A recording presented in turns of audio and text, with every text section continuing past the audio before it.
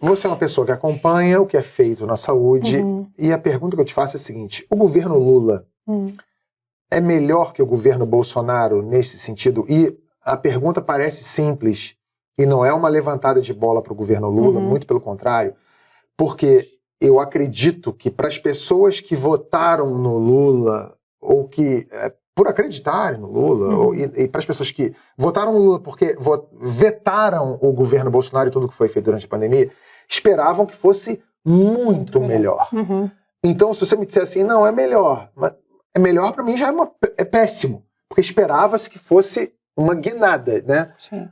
Como é que você vê o que é feito no governo Lula hoje em relação à expectativa das pessoas que acompanharam o que aconteceu no governo Bolsonaro?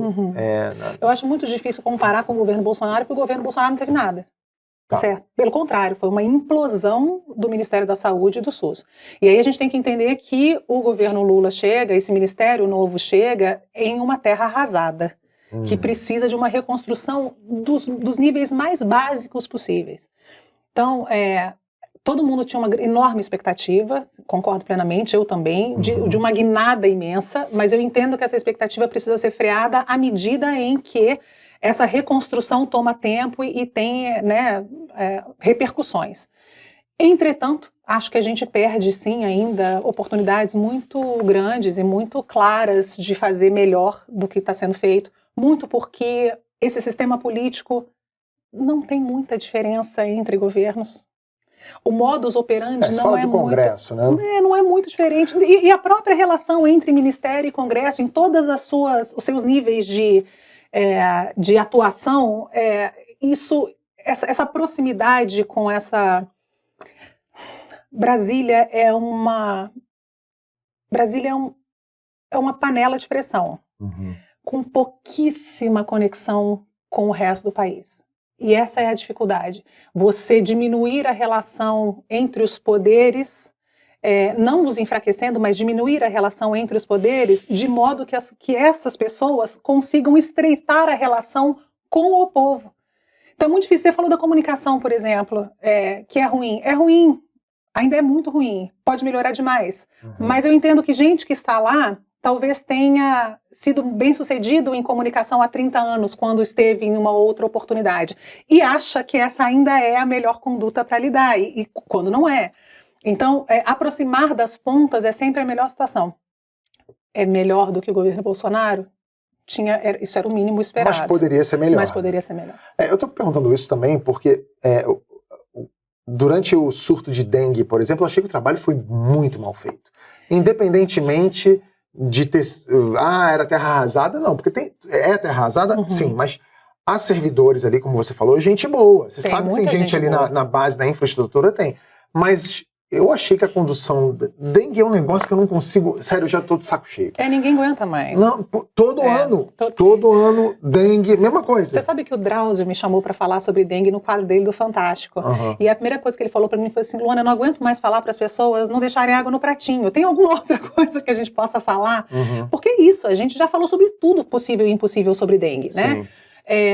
Eu acho que a dengue talvez seja um novo exemplo dessa dificuldade que eu comentei. Assim, há uma pressão política em muitos níveis que contamina a ação técnica. Então, na hora que você vai falar assim, eu não posso ligar para essas coisas porque eu tenho que fazer o que eu tenho que fazer, nem sempre isso se traduz para a realidade. Então, acaba faltando mesmo, acaba você talvez respondendo mais um adversário político do que eventualmente tomando uma decisão que precisava ser tomada.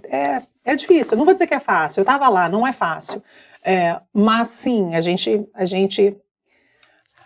não teria expectativa que pudesse ser melhor se a gente não confiasse que as pessoas que estão ali poderiam fazer melhor, tá certo? Eu acho que é essa a ideia. Eu vou te fazer uma pergunta, você só me responde, é fake news e verdade. É fácil ser rico sendo médico? Fake news. Fake news. Sendo médico é difícil. Sendo empresário da saúde, que não é exatamente ser médico, e ter lá um diplomazinho na sua parede, aí fica. Médico não cuida da própria saúde? Verdade. É verdade? É verdade. Cara, tem muito médico que fuma, né?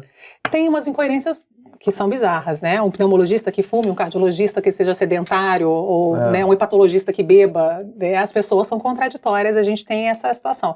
Mas eu acho que mais do que isso, a gente lida com tanta informação e tenta tanto ajudar as pessoas que muitas vezes falta tempo e falta coerência mesmo para seguir os próprios conselhos. Todo médico acha que é Deus? Fake news, para. Não. Só os neurocirurgiões.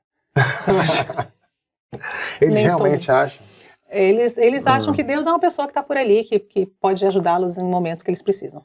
Todo médico tem uma história da época de residente, de um paciente que chegou na emergência com alguma coisa enfiada no rabo.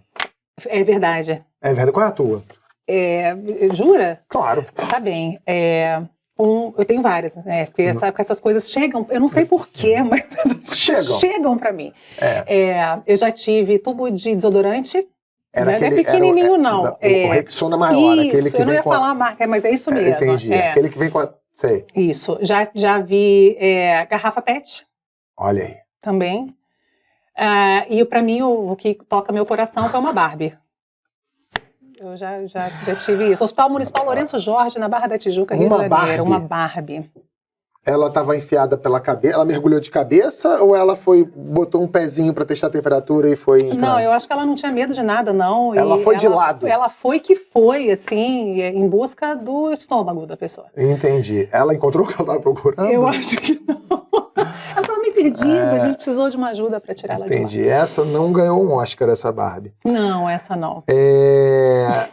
Doutora, agora chegou a hora. Eu quero que você me conte algo. Esse programa a gente termina assim, sempre perguntando para o entrevistado, para a entrevistada, pedindo para ela contar algo que ela nunca contou antes. Me diz algo que você nunca contou antes. Você sabe que eu acho que eu contei várias coisas aqui que eu nunca tinha contado, né? Principalmente dessa minha passagem por Brasília. Mas eu acho que tem a passagem que encerra a minha aventura por Brasília, eu nunca contei também. Eu, quando fui a Brasília, eu estava muito doente. Eu tive um problema cardíaco, tenho um problema cardíaco, mas à época eu tive uma inflamação chamada pericardite, e que é um quadro que pode ser bastante complexo, e eu tive uma atrás da outra. E quando eu aceitei ir para Brasília, eu, na verdade, deveria estar internada, porque eu estava em plena crise de uma dessas pericardites. Eu tinha sofrido um aborto espontâneo pouco antes, por causa dessa situação. E ainda assim, larguei tudo e fui para lá. Certa da minha capacidade, da minha competência e da minha vontade de fazer as coisas. Quando eu fui sair, na famosa reunião de desligamento, sim. Eu ouvi assim, o que você vai dizer para as pessoas quando elas perguntarem? Porque vamos combinar, alguém com o meu currículo é muito difícil de você justificar sair sem que alguma coisa bastante estranha tivesse acontecido, né? Aí eu falei, vou dizer a verdade. E aí me falaram assim, não, diz que você tá doente. Diz que você tá saindo por um motivo pessoal, porque você tá doente. Isso nunca vai acontecer, né?